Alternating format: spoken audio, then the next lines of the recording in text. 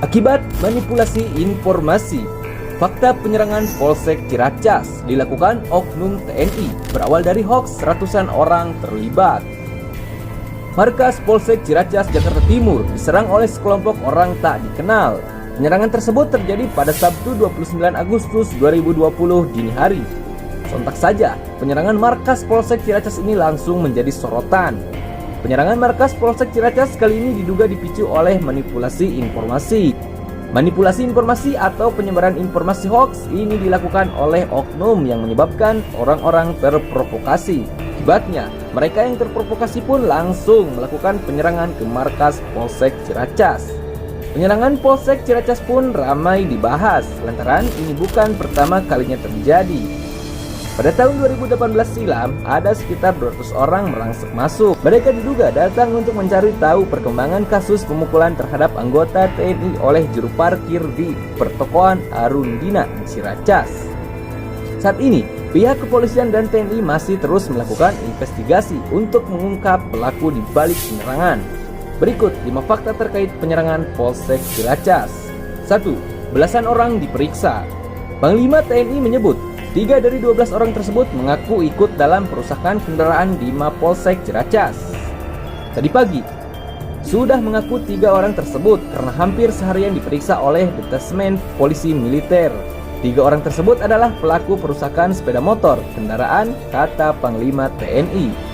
Namun, tidak dijelaskan secara lugas apakah 12 orang saksi yang diperiksa Denpom ini merupakan personil TNI atau bukan. Panglima TNI menegaskan, pihak yang terbukti terlibat dalam penyerangan ini akan diproses sesuai hukum yang berlaku. 2. Terekam CCTV.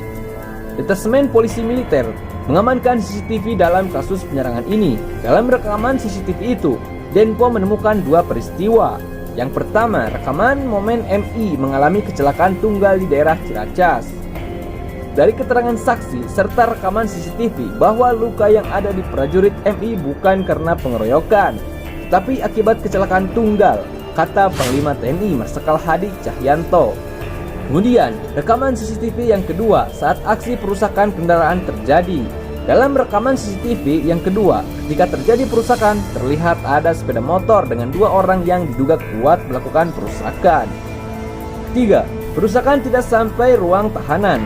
Kepala Staf Angkatan Darat Jenderal TNI Andika Perkasa memberikan keterangan saat konferensi pers terkait dengan perusakan kantor Polsek Ciracas di Mabesad, Jakarta pada Minggu 30 Agustus 2020.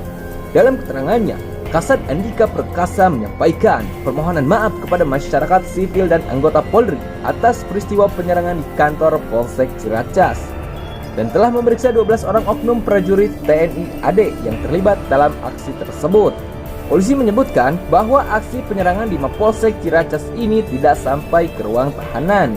Yang rusak dan terbakar itu hanya di bagian depan Mapolsek saja, tidak sampai ke ruang tahanan, kata Kabid Humas Polda Metro Jaya, Kombes Pol Yusri Yunus. 4. Penyerangan dilakukan 100 orang. Ada sekitar 100 orang yang terprovokasi dan menyebabkan perusakan gerobak di jalan hingga pembakaran di Polsek.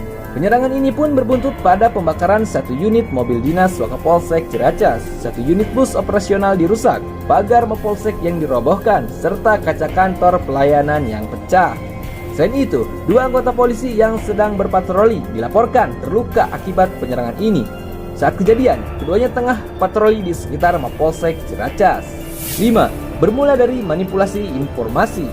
Dalam berita yang dimuat dalam situs resmi TNI, disebutkan bahwa kejadian bermula dari adanya kecelakaan lalu lintas yang melibatkan seorang anggota. Tidak dijelaskan kapan dan di mana terjadinya kecelakaan tersebut. Penyerangan diduga dipicu provokasi oleh oknum anggota berinisial MI kepada rekan seangkatan. Dari telepon genggam Prada MI, ditemukan yang bersangkutan menginformasikan ke angkatan 2017 mengaku dikeroyok. Telepon seniornya bilang dikeroyok, kata Pangdam Jaya Maijen TNI Dudung Abdurrahman dalam konferensi pers. Setelah itu, isu yang menyebut kecelakaan disebabkan pengeroyokan tersebar dan memprovokasi ratusan orang. Mereka pun melakukan perusakan jalan hingga ke daerah Polsek Ciracas. Menurut Dudung, MI sebenarnya mengalami kecelakaan tunggal saat mengendarai sepeda motor di sekitar Jalan Kelapa II Wetan, Ciracas, Jakarta Timur, tepatnya di dekat pertigaan lampu merah Arunindina.